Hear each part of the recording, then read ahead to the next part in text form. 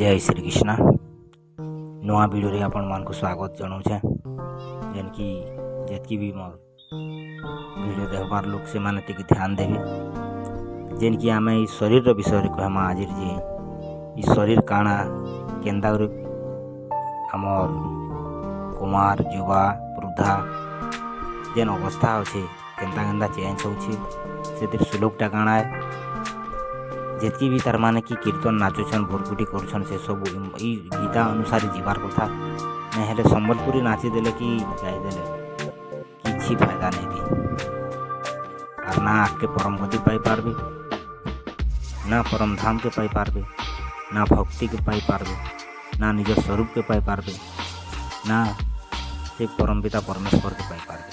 तो आमे वीडियो के शुरू करमा जे 2 अध्याय 13 नंबर श्लोक काଣା कहूँ श्रीमद् भगवद गीता देखमा आमे देहि नस्मिन् यथा देहे कौमारं यौवनं जरा तथा देहांतर प्राप्ति धीरस्तस्त्र न मुह्यति। तो श्लोक कहूँ जे जेनता आमर जीवात्मार शरीर रे कुमार युवा वृद्धावस्था आसीथिसी सेंता अन्य अन्य शरीर प्राप्ति हेले मध्य धीर पुरुष सेन तार माने कि चिंता नहीं करे अन्य अन्य शरीर बोले आर जेती जेती मरीगले फिर अलगा अलगा जन्म होछु मरुछु जेनता दिने बालक थिले धीरे धीरे फिर नहीं तार माने कि युवक हेले फिर वृद्धावस्था आसला फिर तार माने कि बूढ़ा हो गले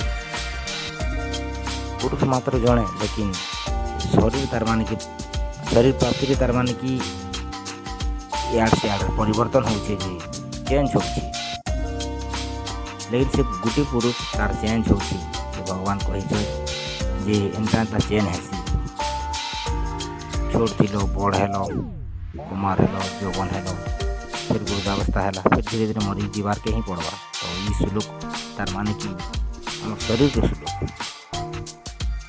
शरीर केन्ता केन्ता आगे बढ़ुचे केन्ता केन्ता शरीर परिवर्तन होउछे। तो आमे भक्ति रे भी परिवर्तन करवार कथा लेकिन किए नहीं चाहबा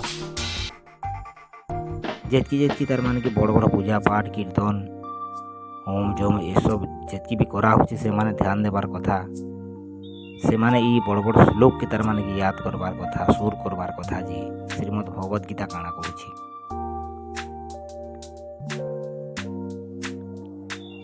सेंता पुरुष मात्र जने सही परि नव शरीर प्राप्ति निमंते तिल मात्र बाधा प्राप्त हुए नहीं यही कलियुगर परिवर्तन से पर्यंत चली जो पर्यंत परिवर्तन पर सद्वस्तुर प्राप्ति हुए नहीं।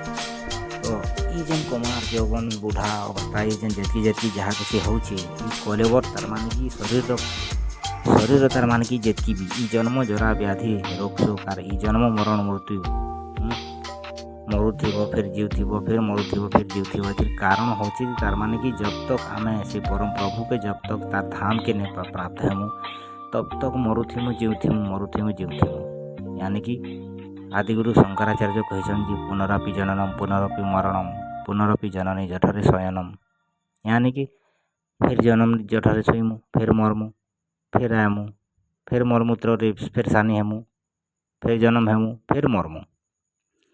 तो इनता सिलसिला कब तक चलवा जब तक आमे से तार भक्ति करिकर भगवान रो ईश्वर रो भक्ति करिकर तार धाम के नहीं जीमा तब तक आमको सेंता तार माने के होथिबा जन्म थिमु मरुथिमु।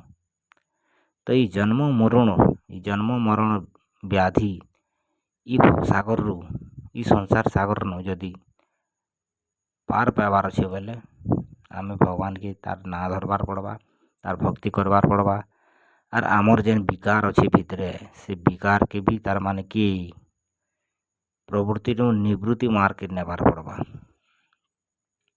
तहरी जाकिर आमे सक्सेस हो पारमा नहीं हेले तो एंता सिलसिला चली थी। ଫେର୍ ଗୋଟେ ଶ୍ଲୋକ ଆମେ ଦେଖ୍ମା ଯେ ତାର୍ ମାନେ କି 2 ଅଧ୍ୟାୟର 14 ନମ୍ବର ଶ୍ଲୋକ ମାତ୍ରା ସ୍ପର୍ଶାସ୍ତୁ କନ୍ତେୟ ଶୀତୋଷ୍ଣ ସୁଖ ଦୁଃଖ ଦାହା ଆଗମା ପାଇନୋ ନିତ୍ୟସ୍ତାಂ ସ୍ଥିତି କ୍ଷସ୍ବ ଭାରତ। ହେ କୁନ୍ତି ପୁତ୍ର ଅର୍ଜୁନ, ସୁଖ ଦୁଃଖ ଥଣ୍ଡା ଗରମ ହେଉଥିବା ଇନ୍ଦ୍ରିୟ ଏବଂ ବିଷୟମାନଙ୍କ ସଂଯୋଗ ହିଁ ଅନିତ୍ୟ ଓ କ୍ଷଣଭଙ୍ଗୁର। ତେଣୁ ହେ ଭରତବର୍ଷୀ ଅର୍ଜୁନ, ତୁମେ ଏହାକୁ ପରିତ୍ୟାଗ କର। କେନ୍ଟାକେ ଯେନ୍ ସୁଖ ଦୁଃଖ ଥଣ୍ଡା ଗରମ ଇନ୍ଦ୍ରିୟର ବିଷୟ ଭୋଗ ଏସବୁକେ ପରିତ୍ୟାଗ କରବାର୍ କଥା ଅର୍ଜୁନକେ କୁହାହେଇଛି। ଇନ୍ଦ୍ରିୟ ଓ ବିଷୟମାନଙ୍କ ସଂଯୋଗଜନ୍ୟ ସୁଖ ସ୍ମରଣ ପୂର୍ବକ ବିକଲ ଥିଲେ କୁଲଧର୍ମ ଓ କୁରୁଗୁରୁମାନଙ୍କ ପୂଜ୍ୟଭାବ ଇତ୍ୟାଦି ଇନ୍ଦ୍ରିୟମାନଙ୍କ ଲାଲସାର ଅନ୍ତର୍ଗତ। ଯେତ୍କି ମୋହ ଲାଲସା ଅନେକ ପ୍ରକାର ଯାହା କିଛି ଥିବା ସେ ସବୁକେ ଜବ୍ ତକ୍ ତ୍ୟାଗ ନାଇଁ କରବା ତବ୍ ତକ୍ ସେ ଜଣେ ଭକ୍ତରେ ପରିଣତ ନାଇଁ ହୁଏ। ଆର୍ ଆଗ୍କେ ଜାନି ହିଁ ନାଇଁ ପାରେ ଭଗବାନକେ।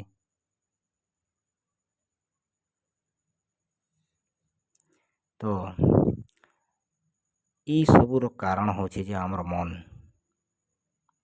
ଯଦି ଆମର ଠିକ୍ ଥିବା ବୋଇଲେ ସେ ତାର୍ ଧାମକେ ତାର୍ ସେନ୍କେ ଯାଇପାରମା। ମନ ହିଁ ଖରାପ ଅଛେ ବୋଇଲେ କିଛି ଆଡ଼ ନାଇଁ ହେଇପାରେ। ତ ଇ ମନକେ ଆମେ ଗୁରୁର ପାଖ୍କେ ନେବାର୍ ପଡ଼ବା। ଇ ମନକେ ଆମେ ଭଲ୍ କରି ଗୁରୁ ଶରଣାଗତ ହେବାର୍ ପଡ଼ବା। ଭଗବାନର ଶରଣାଗତ ହେଇକରି ଭଲ୍ କରି ମାନବାର୍ ପଡ଼ବା। ତେହେରୁ ଜନ୍ମ ମରଣରୁ ଛୁଟକାରା ମିଲିପାରବା। ତ ଆଗ୍କେ ଆମେ ବହୁତ ସାରା ଯେନ୍କି କେନ୍ତା କେନ୍ତା କରି କେନ୍ତା ମାନମା କେନ୍ତା ପୂଜା ପାଠ କର୍ମା ସେ ସବୁ ବତାମା। ହେଲେ ମନ ତାର୍ ମାନେ କି ଯେନ୍ତା ଥିବା ହେନ୍ତା ହିଁ ଆମକୁ ସେ ଗତି ମିଲ୍ସି। ମନ ଏବ ମନୁଷ୍ୟାଣାମ୍ କାରଣ ବନ୍ଧ ମୋକ୍ଷୟ। ମନ ହିଁ ମୋକ୍ଷକେ ପ୍ରାପ୍ତ କରାବା ଆରେ ମନ ହିଁ ବନ୍ଧନକେ ପ୍ରାପ୍ତ କରାବା। ମନ ହିଁ ସ୍ୱର୍ଗକେ ନେବା ମନ ହିଁ ନର୍କକେ ନେବା। ଇ ମନ ହିଁ ସବୁ କୁछ କରୁଛେ ତ ମନକେ 2 ଚଟକନ୍ ଦିଅ। ମନକେ ବାନ୍ଧି ଦିଅ ଶିକିଲାରେ। ମନକେ ଶିକିଲାରେ ବାନ୍ଧିବାର ତାତ୍ପର୍ଯ୍ୟ ହେଉଛି ଯେ ଗୁରୁର ଚରଣରେ ପକେଇ ଦିଅ। ଗୁରୁର ସେବା କର। ଈଶ୍ୱରର ଯେନ୍ତା ଈଶ୍ୱରର ଗୁଣରେ ସ୍ଥିତ ଥିବା ହେନ୍ତା ସଦ୍ଗୁରୁ ହେନ୍ତା ଗୁରୁମାନଙ୍କର ଶରଣରେ ଯାଇକରି ତାଙ୍କର ସେବା ଭାବରେ ସବୁ ତାର୍ ମାନେ କି ମନ ଭିତରର କେଚରା ସବୁ ଦୂର ହେଇଯାଏସି। ତ ଯେତେବେଲେ ଆମର ମନ ଭିତରର କେଚରା ଦୂର ହେଇକରି ଦୈବ ସମ୍ପଦ ଉତ୍ପନ୍ନ ହେଲା ତେହେରୁ ଆମେ ଜାନମା ଯେ ଭଗବାନ କେନ ଅଛନ୍ କାଣା ଅଛନ୍ ସବୁ ହୃଦୟ ନିର୍ମଳ ହେଲେ ତେହେରୁ ଯାଇକିରି ପବିତ୍ର ହେଲେ ଯାଇକିରି ଆମେ ସେ ଈଶ୍ୱରକେ ପାଇପାରମା। ତ ଏନ୍ତା ବହୁତ କଥା ଅଛି ଗୀତାରେ ଯେ ଗୋଟେ ଗୋଟେ ଶ୍ଲୋକ ମୁଇଁ ଦଉଥିମି ଅଥବା ଆର୍ ବି ବହୁତ ଯେନ୍ ଶାସ୍ତ୍ର ଅଛି ସେ ଶାସ୍ତ୍ର ହିସାବେ ମୁଇଁ କହେମି। ତ ଯେତ୍କି ମୋର୍ ନୂଆ ଯାର୍ ମାନେ କି ଯେ ବି ନୂଆ ଅଛନ୍ ସେମାନେ ଚ୍ୟାନେଲ୍କେ ସବସ୍କ୍ରାଇବ୍ କରବେ और बेल आइकन के प्रेस करबे। नया वीडियो रे ଆମେ ମିଲମା। ଜୟ ଶ୍ରୀରାମ।